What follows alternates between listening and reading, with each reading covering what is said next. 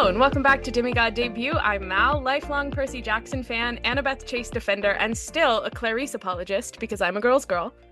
Whoa, Clarice apologist. That's not being a real girl's girl. Real girls hold each other accountable, Mal. That's fair, but I can also be an apologist and hold her accountable, maybe? You can try. I don't know how you'll do that, but You know, I think it's important to remember she is a child.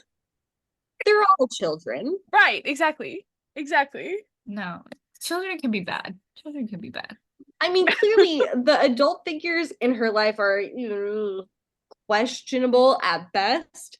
So I gotta go with Mal on this one, I think. I'm sorry. Yeah! Boo. Sydney's welcome back anytime. Absolutely not. Tell us who you are. Yes. Tell us who you are. I'm Julie Percy Jackson. God, I don't even know anymore. You've read almost 2 books. You've read everything except for the last 2 pages of this one, correct? Very true. Amazing. So, this is in fact a podcast where I make Julie read Percy Jackson for the first time. And as of today, she's just about done with Sea of Monsters, except for the last 2 pages, because I thought it might be fun to get her real-time reaction. But more on that later. We have to cut down on our nonsense. We do, because it's 9 p.m. This is Demigod Debut After Dark. I love that, actually. We are once again joined by Sydney, our favorite Sea of Monsters hater. Yeah. And question for you, Sydney, if you were a party pony, what would your weapon of choice be? This is a really great question on so many levels, because the party ponies to me feel like the in-universe equivalent to like the men who are in the Magic Mike Live shows. And in fact, like in the Percy Jackson universe, they really could be, and it could just be the mist that makes them look like normal humans when they're on stage in Vegas. So that's my hot take for this evening. This is the after dark version of the show since we are filming so late tonight. So I really felt like I could sneak that in there, and I love that Mallory is covering her face right now, trying so hard to not derail this podcast. Anyway, I believe that mine. No, you're derailing the podcast. You're doing plenty of that. As is my God-given right as your favorite guest on this podcast. My party pony weapon of choice would be glitter. I would just keep it in my pockets, and I would like throw it in people's faces so it would hit their eyes and scratch their corneas, and they would be like, "Oh my God!" And then I would, hit them with the 1-2 punch. So my fists too. That's excellent, because I was thinking maybe like one of those confetti poppers, Ooh. that like makes the loud noise and like confetti. Yeah, that's good. Julie, any thoughts from you? Party pony weapon? I was really only thinking about real weapons, so now I gotta think of like a fake one. Like, I don't even know. I mean, are they ever said to have real weapons? Or just like the paintball guns and the... I think the only people who have real weapons in this story are the children.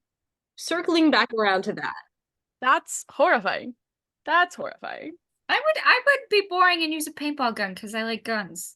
So I would like to shoot it at people. That's fair. All right. So, because it is 9 p.m., as was previously stated, I don't know what this is going to be like. So we're rolling with it. So, chapter 17 is we get a surprise on Miami Beach. So, we've made it back to Miami. Much like Julie predicted way back when, because her book cover has Miami on it for whatever reason. Throw back to that when I was like, what cover are you looking at? So the hippocampi don't like the pollution, so the kids have to swim back to shore, and when they do, they realize it's been 10 days since they left camp. And so I'm also looking at this, and I'm doing the math. So if it's the 18th, because that's what Annabeth says, the 18th, that would mean they left for their quest on the 8th. And so my question is, when did they get out of school for the summer? Because they spend a couple days at camp beforehand. Like, I went back to the Demon Pigeons chapter, and I couldn't find an exact count, but Percy opens that chapter by saying, like, the next few days were torture, just like Tantalus wanted. And they were, like, planning and building chariots. So, like, this has to be at least, like, 4 days to a week, And so, the reason this is odd to me, like, I have teacher friends in all different schools in New York, public schools, private schools, charter schools. None of them get out of school before mid-June. In fact, like, the public schools aren't done till the end of June. So I'm like, when did Percy Jackson get out of school for summer? Can I perhaps counter? Can I throw a monkey wrench into this?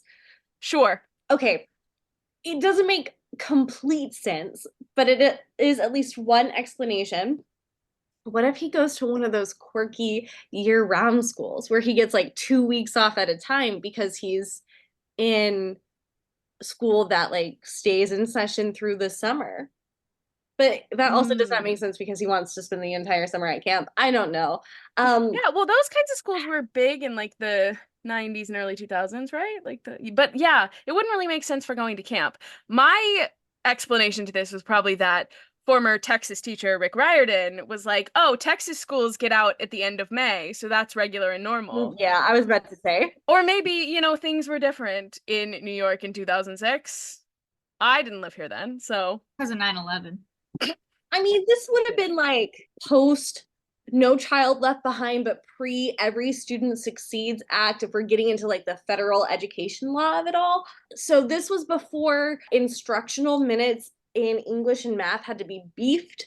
So I don't know, maybe they didn't have to meet as many instructional minutes. Again, that doesn't make complete sense, but it's something. it's a good point. I'm really trying to help Rick out and throw him a bone. Well, because, whatever the reason is, a Percy Jackson who attends school in New York City in the year 2024 would not be out of school in time to go to camp and then go on a quest starting on the 8th. That's all. So, inconsistencies. Fair. So, there's that. And then also you have Clarice immediately blaming Percy and saying it's his fault. And Annabeth is like, what? You better be joking. We just saved your life so many times. But Percy recognizes, like, hey, this is Clarice's quest that we crashed. And if I was in her shoes, I wouldn't be happy about it either. Which is, once again, a stunning amount of emotional maturity from this 13-year-old boy. Good for him. And we finally get to hear what the Oracle told Clarice. Here it is. You shall sail the iron ship with warriors of bone. You shall find what you seek and make it your own, but despair for your life entombed within stone, and fail without friends to fly home alone. And I have to say, it's mighty convenient that this whole prophecy was just stuff that we were there for.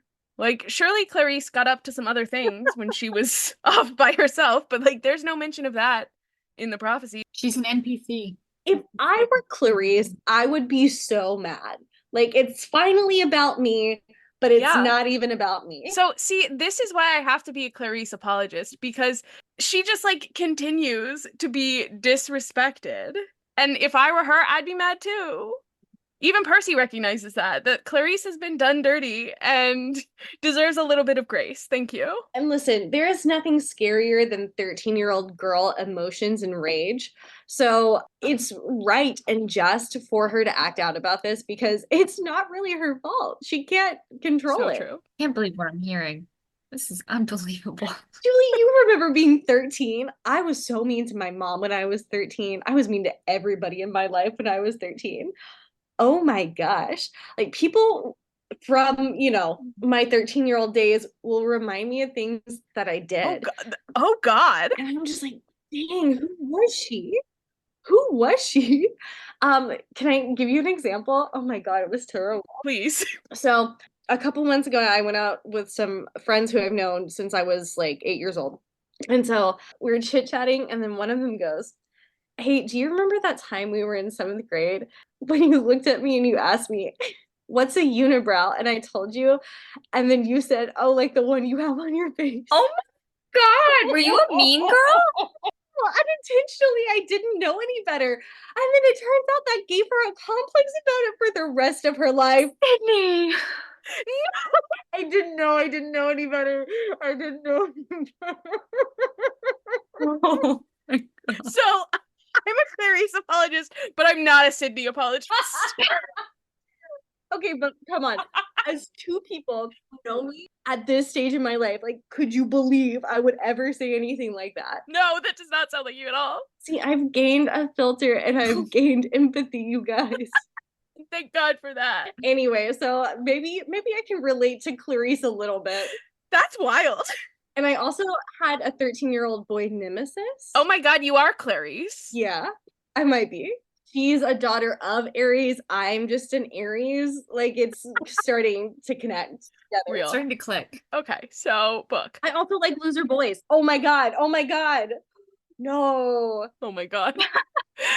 So Percy listens to that prophecy and decides, no, actually, it doesn't have to mean that she's going to fail, just that she would have failed without them. And so now it's her job to get the fleece back by herself. And Tyson just conveniently manages to have some cash.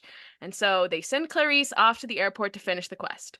Good for her. Oh, and thing I didn't mention, I do enjoy that the fleece is disguised by the mist as like a high school letter jacket, because Clarice feels like someone who would have a leather jacket that she wears all the time that she got from like wrestling or something.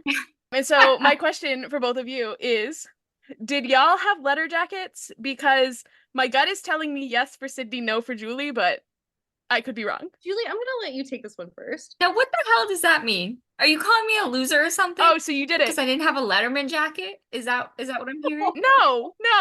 A Letterman jacket is the most peaked in high school nonsense. Whoa, okay. Okay, now let's be nice. Let's be nice. Because maybe one of us had one and one of us wore it like every day when she was like a freshman. Okay, sophomore. well, maybe two of us had one, and maybe one of us had a letter jacket that her mom spent so much time bedazzling. Like, that jacket was fire, I have to say. Shout out to my mom on that one. Like, my letter jacket was bedazzled. It was bedazzled? It was bedazzled. Oh my god. It was. My mom glued so many individual rhinestones, and I Dang. love her for that because it was the most iconic jacket. Wait, Sydney, what did you get your letter jacket in? Hold on. Mel, was yours for theater? Okay, so I lettered twice. The end of my junior year, I lettered in theater, but I already had my jacket in Destination Imagination. Oh shoot, I should have guessed that. I also lettered twice. The first time I lettered was my freshman year for tennis. I was a freshman on the varsity team. And so I asked the tennis coach, like before we started fall ball or fall tournament season, like, hey, what does it take to letter? And he said, I don't know, I guess win a match. And so it was the easiest thing. Like the very first match I played, I won. So I went up to him and I was like, okay, this means I've lettered now. And he's like, okay, cool, I'll sign off. And so I got my letter jacket and it was so cool because so the athletic jackets were really cool because they were black. And the fine arts jackets I did not like because they had red sleeves. And so I was like all about wanting the like sports varsity jacket. So I got that and I had some patches. I had a tennis patch, I had a theater patch, and then my senior year I lettered in choir and I just got the letter. I didn't get the another jacket. Wait, but did you also letter in theater? I'm sure I qualified, but So like 3 times. I just didn't ever like do anything about it. But like for two of the letters, I did something about it. So there we are. I don't even know if I ever got my like theater letters. Exactly. I just wasn't going to pursue it. Like I was the dang president of the thespian club. Of course I lettered in theater. Like, let's be real. So maybe you did peak in high school. You know how to ball. I know Aristotle. Wait, but wouldn't knowing how to ball be the one that would get you the letter jacket? I know how to ball. I know Aristotle. Because like I can do both, clearly. We had very different high school experiences. Yeah, that's true. I was a nerd and got bullied in high school. I only got hot in my 20s. So, and I'm insufferable about it though. A glow up. Well, I feel like if you were bullied in high school and then got hot, like you deserve to be insufferable about it because it's kind of Yeah, the you're universe so paying you right. back for the trouble it gave you. So Clarice has her Letterman jacket that she may or may not have gotten wrestling, and Annabeth thinks Percy is a little bit nuts for giving her this chance, but I love the way he's like, actually, deep down, I think she's impressed. Like, I surprised her at least, and that's not easy. Turns out to be the right call, though, because guess what the surprise on the beach is? It's everyone's favorite guy, Luke. Called it. And his attire is not described, but I am wondering if he is still dressed like a frat boy in his khakis and loafers and button-down shirt. Hey, those are boat shoes. They are referred to as loafers. But spiritually, they're boat shoes. Like Sperry's? Is that a boat shoe? Yeah, it is. Spiritually, this man is in a pair of Sperry's. There's one line here that really sums up why I can never be a Luke apologist.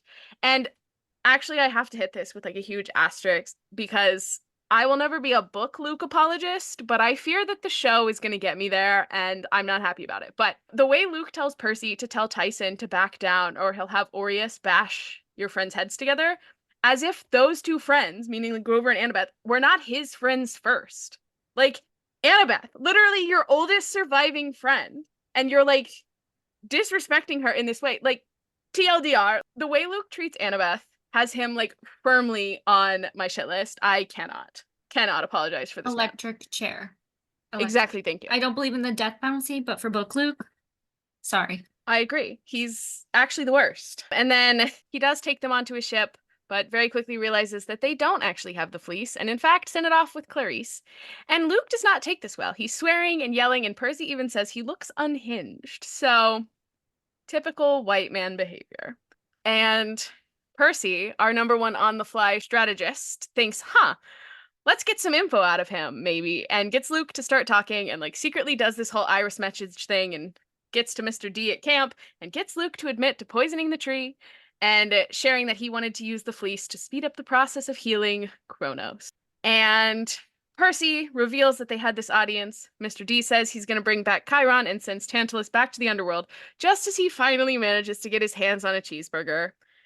And you know, if he didn't suck so bad, this would almost be sad. Okay, question for both of you.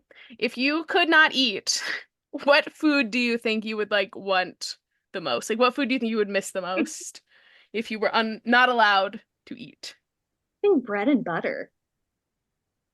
Because there are so many different kinds of bread and so many different kinds of butters. Like, there would be a whole world out there that I would no longer get to experience. And so I think that would just be so upsetting. That's real. I love bread. Like, if it was warm with like a Kerrygold kind of butter. Ooh. I feel like my answer would either be pasta, because I really love pasta, or anytime I have those like Chipwich ice cream sandwiches, you know, with the chocolate chip cookies and the ice cream in the middle with like the chocolate chips on the outside. Oh, heck yes. Oh my God. Whenever I have those in my freezer, I like think about it all day. I'm like, I'm gonna go home and I'm gonna get my little Chipwich. So I feel like if one of those was like running away from me, it would actually like do me in, probably. Julie, any food for you? Like, I have two answers. I have like an answer that I could actually eat, like French fries. Love a good French fry. But ever since I went vegetarian, I really miss hot dogs. So every time like I'm like, I could just once. What if I just ate a hot dog? I think that would. But that's something I actually have to constantly live with. So Yeah, so that's actually your real life like Tantalus moment every time. every time I go to the ballpark, I can't have a hot dog. Yeah, every time we go to a Yankees game, you're being so brave. I'm being so brave. Oh no. There's no veggie dog at Yankee Stadium? Like, I would think of all baseball stadiums. No, but they have impossible sliders. God. Oh, okay. Also, speaking of the Yankees, I just checked the score. Ooh, The Yankees are now beating the Astros 10-1. So this is the one series. Well, they do it like 2 or 3 times. So this is like the 2 or 3 times a year that Julie and I are not really friends. Is when the Yankees play the Astros, and that is currently happening. It's not going well for me, and I'm being really brave about it. So well, they brought Verlander back way too early just so he could face the Yankees because he usually kills the Yankees. Like, you should have kept him on the IL. He's gonna hurt himself again. well, and I'm going to the game tomorrow, so I can't wait for a repeat performance of this that I paid money to attend. But it's fine because I can go have a hot dog and Julie can't. I'm going to leave this Zoom right now. I'm sorry. Oh, Mal, that's just mean. This is the couple times a year that Julie and I are not friends, and our teams are playing each other. Friendship with Mal ended. We're playing nice for the podcast as best we can, but things are not going well. I mean, y'all did just get divorced, so makes sense. All right, so we're almost done with this chapter. Luke is like very unimpressed with what Percy just pulled and says Percy is an unreliable weapon and will need to be replaced, so he will never leave this boat alive. So, any thoughts on Luke? Any thoughts, Julie, that you had at this moment? Like, did you think Clarice was going to get the fleece back? What you got? Yeah, I figured she would. I did not think Dionysus, did I say that right? Yeah. I didn't think he would turn around as quickly. He was just like, oh, I guess I was wrong. I was like, loser. You ruined Chiron's life for this. Not really, Yeah. but like a little bit. Well, I do feel like because Mr. D seems like because he says like, well, I did miss the like Pinnacle games or whatever. So I'm sure that he was having fun initially with Tantalus and then was like, actually, things might have been better before. And so kind of jumped at the opportunity to be like, Chiron can come back, actually. Because also, I would imagine that Mr. D was having to do a lot more work in the absence of someone who is like an actual real adult. Yeah, that makes sense. Yeah. And also, like, we know camp was being constantly attacked, so surely it was not a peaceful 10 days for them back at camp. Final thoughts on 17 before 18? I was right about Luke being in Miami, by the way. Last episode, I said that. You were. You were right about Luke being in Miami. So, chapter 18, the party ponies invade. And first of all, just have to shout out this all-black female Pegasus on Luke's ship who is swearing and definitely not on Team Luke, an icon and a star. Anyway, Percy tries to get Luke to fight him one-on-one in the old classic, like, oh, you're scared your guys are going to see you get your butt kicked, and unfortunately it works. And that is an unfortunately for Percy because he gets his butt kicked. And once again, I'm going to be living up to my Annabeth Chase Defender title because the way that Luke tells Percy that before he dies, he wants him to have to watch Aureus eat Annabeth and Grover. Like, Luke, those were your friends. Those were your friends. And I can maybe understand Luke having a little bit of beef towards Grover and like blaming him a little bit for like what happened with Thalia, but him treating Annabeth this way is not okay with me. Like, that is your oldest friend. That is your oldest friend. And you're like using her to like get to Percy. Sea of Monsters Luke feels like cartoonishly evil to me. You're right. Maybe that's also a little bit of why I don't like it because it just feels so over the top and is such a strange turn from the Lightning Thief to Sea of Monsters. Yeah. Like, we didn't get to see the progression because I guess that happened off screen. Yeah, I mean, I can kind of understand taking like a really hard turn. Like now, because before he was kind of flying under the radar, like trying to still pretend like he was on their side. But Yeah. I can understand him being like, oh, now like I have to live up to this role that I'm supposed to play. And so I'm going to be like really evil. So it's like, I get it, but also I hate it. I hate it here. But the good news is they don't in fact die because all of a sudden here comes Chiron and a bunch of centaurs who, if I'm completely honest, the party ponies terrify me. Like, I absolutely understand why Luke's side retreats because the party ponies are unhinged and I would not trust them with my drink at a party. That's what I'm saying. I was about to say, have you ever met a pack of frat boys? That's them. Yeah, exactly. That's the vibes. The vibes is pack of frat boys. But the ponies do manage to like grab our squad and get them off the ship, and thank God for that. And Chiron and Percy get to have a little like solo conversation moment, and Chiron fills us in on how he found them and how nobody really won or lost today. And Chiron also says he's going to return to camp with them.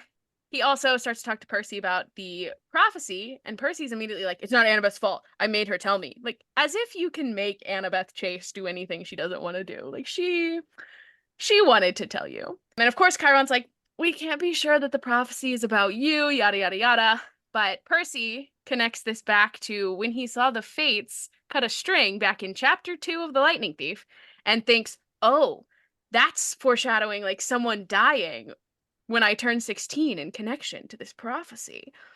Then it makes me really sad the way Percy's like, Chiron, I'm just a kid. Because he is. He's 13. He's like, this is a seventh grader. He's just a girl. Exactly. Like from Sydney's story earlier, no one is at their best in the seventh grade. Nobody is at their best at 13. Sorry if there's anyone listening to this who happens to be 13. Just know it gets better. Oh God, if you're 13, turn this off. Turn this off. Oh, and then also Chiron's little monologue about like why heroes are special because they like exist in both the world of mortals and mortals kind of slaps. The like you carry the hopes of humanity into the realm of the eternal. 10 out of 10. It's like poetic. And then we close the chapter with the absolute bombshell that Kronos is Chiron's dad. Wild. There's a lot of like setting things up for the future in this one and a lot of just like conversations.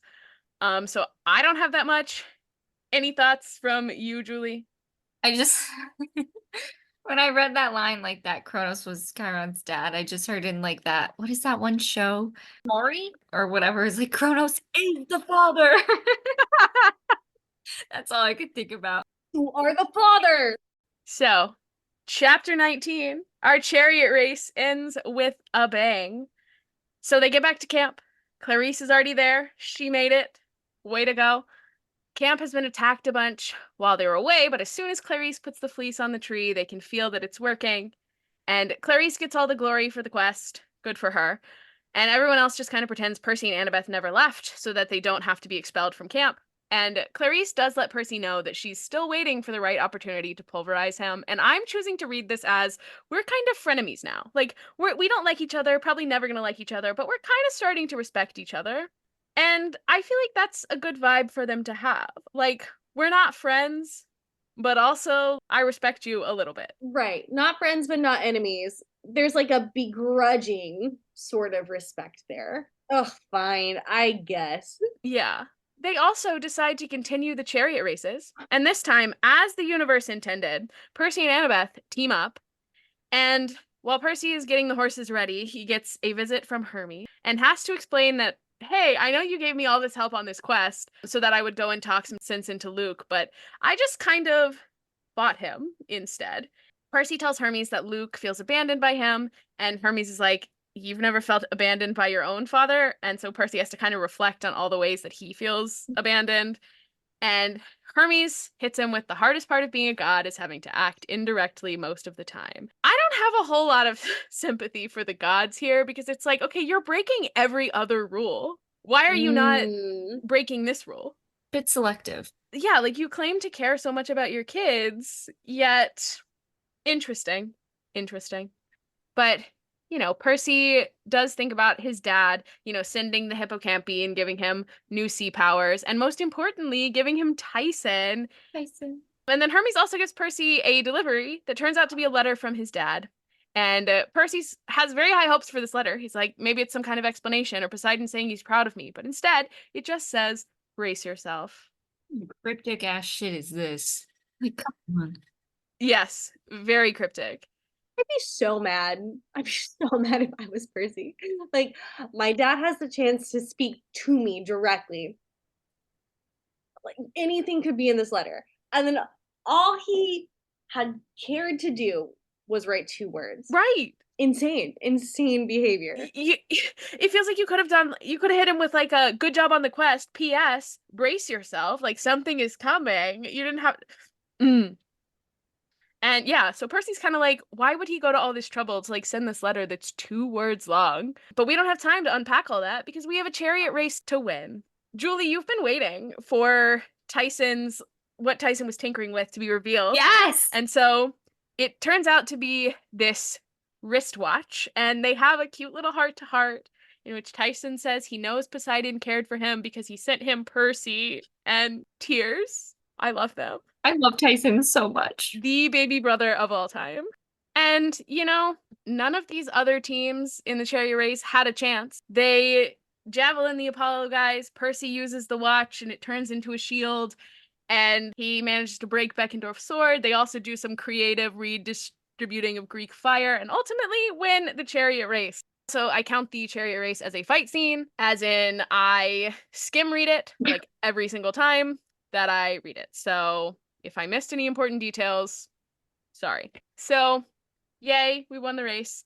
And Annabeth gives some credit to Tyson, and Percy finally claims him as his baby brother. And then in even bigger news, Annabeth kisses Percy on the cheek, which, that's ballsy of her. Like, for a 13-year-old, that's crazy. That's big. I would not have ever done that at 13. No. Absolutely not. I don't even know if I would do that now. That just feels like too intimate. A kiss on the cheek is more intimate than a kiss on the mouth. I can't lie. In front of everyone, too? Like, exactly. Like, you're bearing your soul. Ooh. Like, truly, truly wild. Okay, anything else on this one? I don't think so. We gotta get to chapter 20. Yeah. Okay, so chapter 20. The fleece works its magic too well. So we're really, really laying it on thick in the start of this chapter with the like, that afternoon was the happiest I've ever been, which goes to show you never know when your world is about to be rocked to pieces. Like, thank you, I Percy. mean, true fact. Yeah, it's astute. And turns out Grover is getting to stay the rest of the summer before he goes off on his pan quest. And Percy and Grover also decide to keep the empathy link because they are the besties of all time, even though it's dangerous and they both might die. They're real for that because like I feel like with either of you, I would want to keep an empathy link because like if you're going, I'm going too because not happening. Solid. Same for you. I feel really bad. Like, I don't know. Like, what if I would feel bad. I wouldn't want you to do that. I would feel bad. Yeah, that's fair. I see, I wouldn't want it to work the other way. Like, I wouldn't want you to die if I died, but I'm like, I would be okay I would die with for you. dying if you Yeah. die, you know? So I feel like Yeah. you just kind of got to let the other person make that choice for themselves. That's fair. I feel like I would never create one intentionally because like that's a lot to put on another person. But like if it happened, like makes sense. Yeah, if it happened, it happened. Mhm. Oh, Percy Yeah. also calls his mom for the first time, which is horrifying to me because you were at camp for several days and never called. Like, at this point, it's been weeks. It's been weeks. Like, why, when you first got there, did you not call your mom and be like, hey, mom, I'm alive. I'm at camp? Like, my mom would have come up to camp and killed me herself if I had not called. Poor Sally. Call your mom. And then Grover might be staying at camp, but Tyson is not. He's headed to the undersea Cyclops forges, I hate this. which is such a bummer.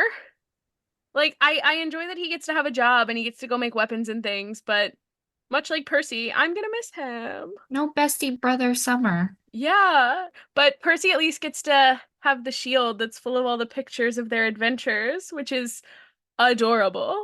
I love the shield. I really do. I thought I that love was the such a shield. creative choice by Rick. But I just also want to point out Tyson is a boy. He's a child in terms of like Cyclopes. And he's being sent to a work camp. Like Poseidon needs to be investigated. So true. It's like that Holes movie. Do you remember that movie? Dig him up, bumper. You got to go. The children yearn for the mines. True. Percy is kind of in his feelings about Tyson leaving. He even says something about, I must have gotten some sand in my eyes. Like, it's okay, you can just say you were crying. And Annabeth and Grover come to comfort him. And I would just like to point out that this scene ends with Percy saying Annabeth held out her hand and said, come on, seaweed brain, time for dinner. Does this mean they walked to dinner holding hands? Did they go hand in hand to dinner? I bet they skipped. They skipped hand in hand to dinner. Annabeth really just has the audacity at the end of this book here. Between the like holding hands and the cheek kiss, like this is practically a marriage proposal for 13-year-olds. Like, okay, in middle school, did you have the thing that like when you were dating someone, quote unquote dating someone, you had to walk with them to class and everyone knew it was serious if you like held hands while you walked to class? I did not date anybody in middle school. I didn't date anyone in middle school either, but I like watched a lot of middle school couples and I remember talking with my friends and being like, "Oh, so and so is really serious because they were holding hands on the walk to science class." Whoa, wow, that's tea. But honestly, like even me at my grown age, like if a girl kissed me on the cheek and then held my hand, I would be like, "Okay, what are we? Are we dating? This is getting really serious." Yeah, that's fair. That's really fair. You have to be dating after that. But of course, Percy's like, "Nah, this is just my bestie, Annabeth." That feels correct for a 13-year-old boy. Do you think that Annabeth kind of maybe sort of thought that they were dating or on their way to be dating at this point? Ooh, a good question. I do kind of feel like Annabeth, like Annabeth is definitely like, I feel like the cheek kiss in front of everyone, that's kind of marking your territory. That's like, this one, this one is mine. She was peeing on Percy. Oh, No. oh, wow. Yeah, but kind of, I feel like, Like a dog. yeah, you're telling the whole camp, like, this one is mine. That's what dogs do. Yeah, exactly. Exactly. She is marking her territory. Yeah. Okay, so that night there's a storm and Percy gets like a truly wild Kronos line in his dream and I'm going to read it because it's wild. But the quote is, Polyphemus sits blindly in his cave, believing he has won a great victory. Are you any less deluded? And I love that. Like, that is so dramatic. That is devastating. 12 out of 10. A great line from Kronos. And Percy also sees his dad in his dream, who tells him to brace himself. And all of a sudden, Grover is storming into his cabin and saying, Annabeth, on the hill, she. And Percy remembers Annabeth was on guard duty. And he's like, if something happened to Annabeth, I will kill everyone in this room and then myself. Also, like, quoting that moment from Brooklyn Nine-Nine, you know how it goes, like, I've only had Arlo for a day and a half? That also made me think, because if you go with the whole meme, Percy would be like, I've only had Annabeth for, like, a year. But if anything happened, I would kill everyone in this room and then myself. Like, they've only known each other for a year at this point, and that's kind of crazy. That's crazy. Yeah. All right. Well, after all this, Percy leaves his cabin, and all of camp is kind of gathering on the hill because something huge has apparently happened. And that's as far as Julie read. So, any thoughts before I do a dramatic reading of the last 2 pages? Like, yeah, I'm with Percy on this. If something happens to Annabeth, all bets are off. I'm an Annabeth Chase lover now. I love her. I will die to protect her. Yes. Still hate Clarice, though. Sorry. That's okay. Maybe we'll get you by the end. You could try. Good luck. Is that your theory about what's happening? Something has happened to Annabeth? That, I still have my predictions from last time. My prediction. I'm sticking to what I said last week. All right, here is the last 2 pages. I heard the clap of horse hooves, and Chiron galloped up behind us, looking grim. Is it true? He asked Grover. Grover could only nod, his expression dazed. I tried to ask what was going on, but Chiron grabbed me by the arm and effortlessly lifted me onto his back. Together, we thundered up Half-Blood Hill, where a small crowd had started to gather. I expected to see the fleece missing from the pine tree, but it was still there, glittering in the first light of dawn. The storm had broken, and the sky was blood red. Curse the Titan Lord, Chiron said. He's tricked us again, given himself another chance to control the prophecy. What do you mean? I asked. The fleece, he said. The fleece did its work too well. We galloped forward, everyone moving out of our way. There, at the base of the tree, a girl was lying unconscious. Another girl in Greek armor was kneeling next to her. Blood roared in my ears. I couldn't think straight. Annabeth had been attacked? But why was the fleece still there? The tree itself looked perfectly fine, whole and healthy, suffused with the essence of the golden fleece. It healed the tree, Chiron said, his voice ragged, and poison was not the only thing it purged. Then I realized Annabeth wasn't the one laying on the ground. She was the one in armor, kneeling next to the unconscious girl.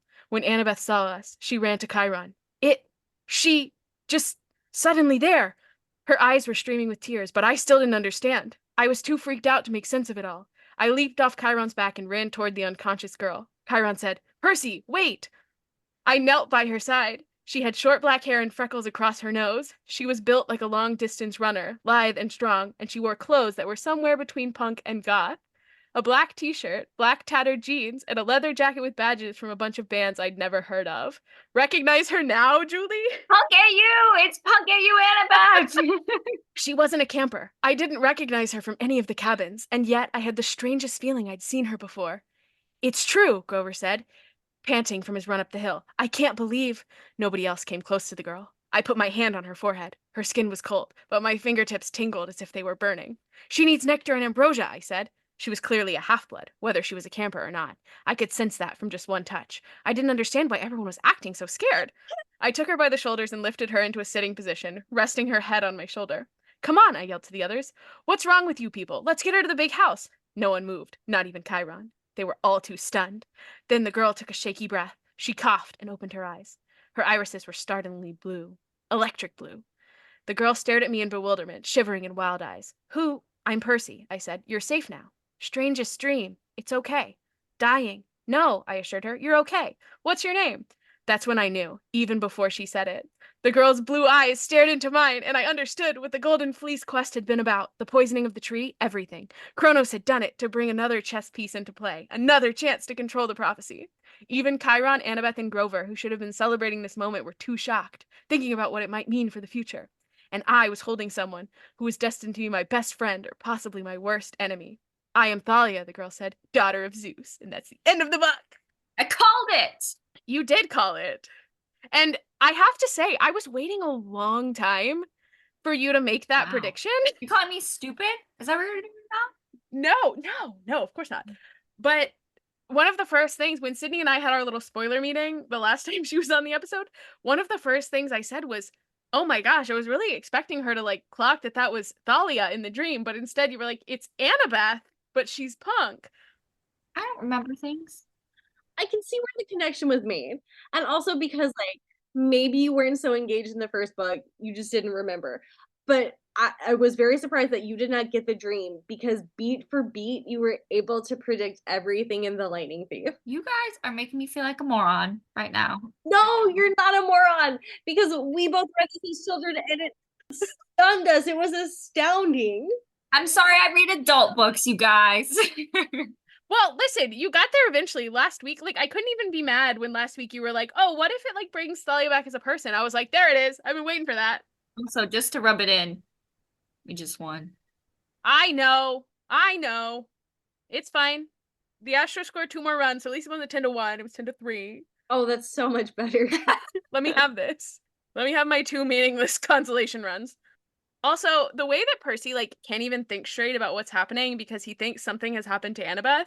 That was me as a kid. Like I really thought something bad had happened to Annabeth up until the point that he was like, "Oh, Annabeth is okay. It's like this other girl." And then I was just kind of like, "What? Who's this other girl?" Like I legitimately don't think I knew what was happening until she was like, "Oh, I'm Thalia."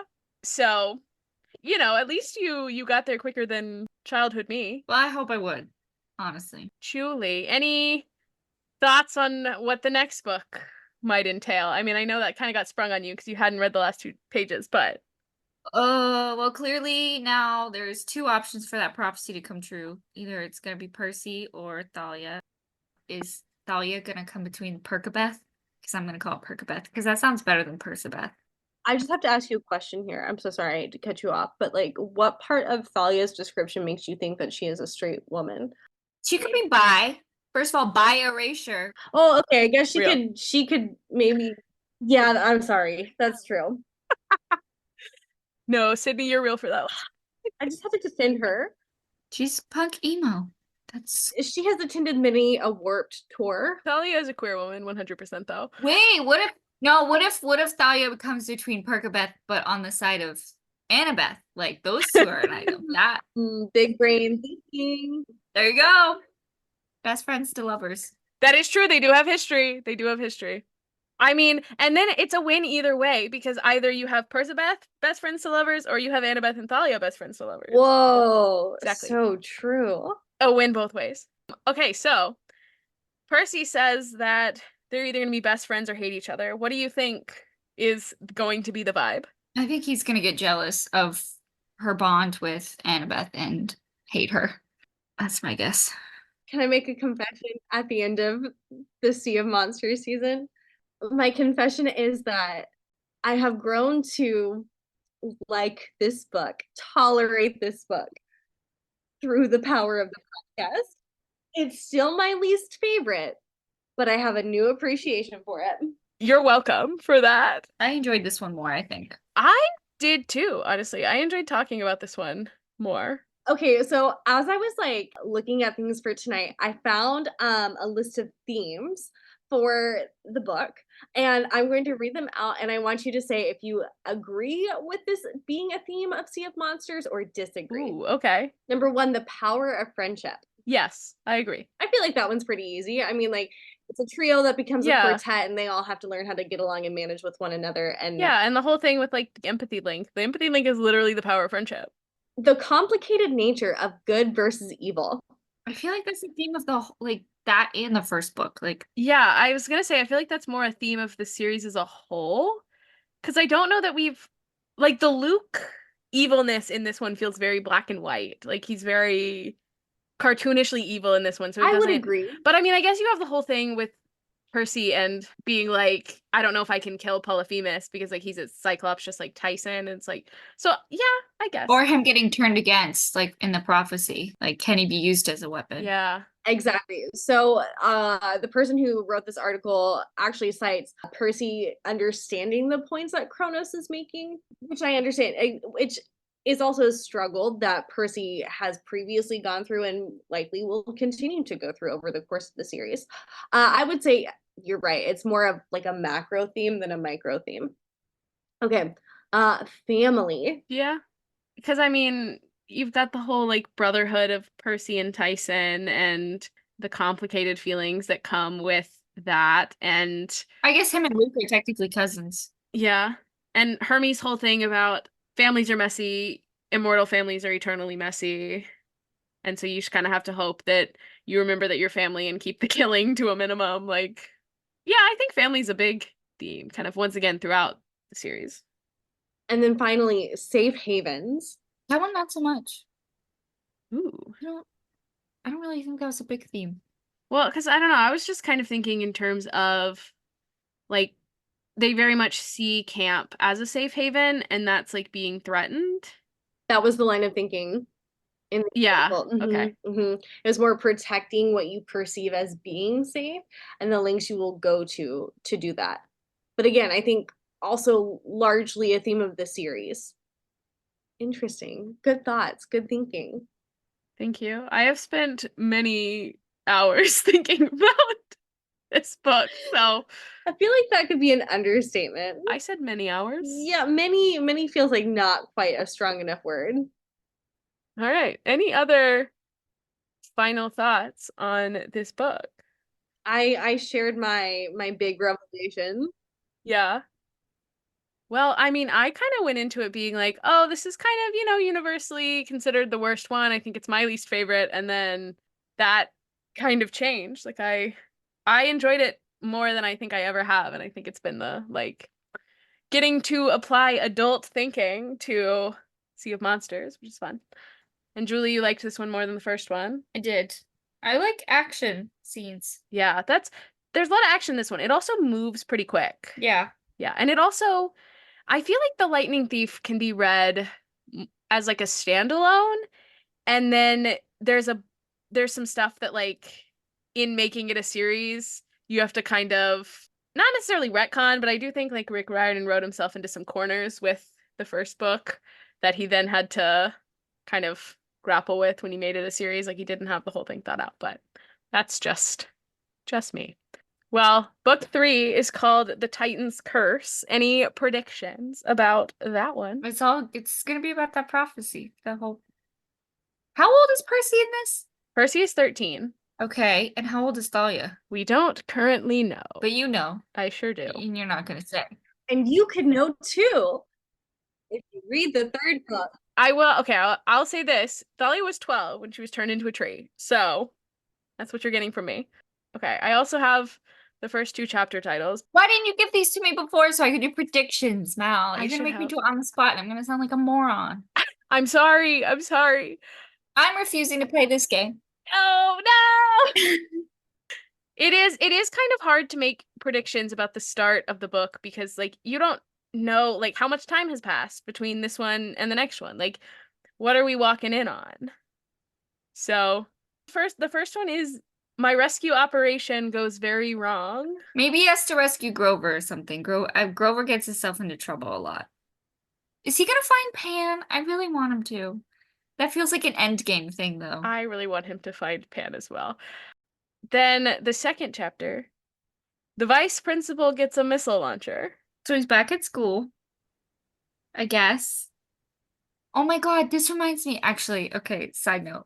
We had this horrible vice principal in my middle school who would go around and measure girls' skirts to make sure they were not more than 4 inches above their knee. And then if they were, they got in trouble and like had to go put on gym shorts or something. Yeah, she was a nightmare.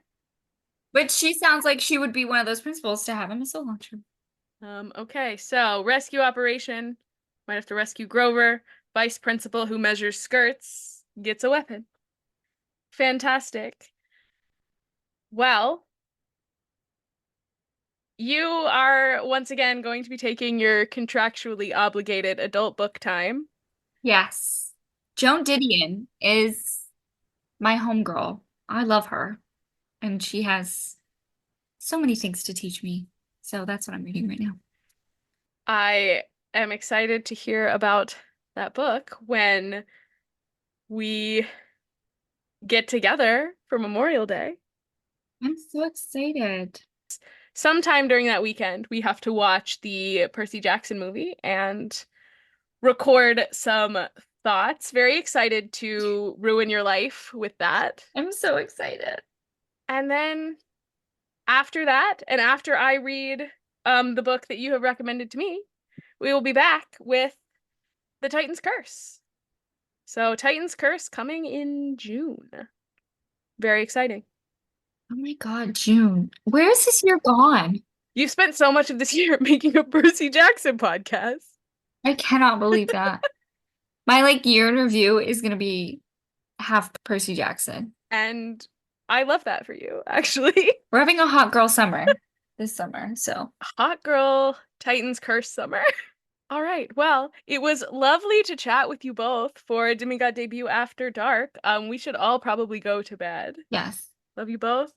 Thanks for chatting about Sea of Monsters. We made it. And we have to get Sydney back for Titan's Curse because that's her favorite book. So, Agreed. Beautiful. yay. Love you guys.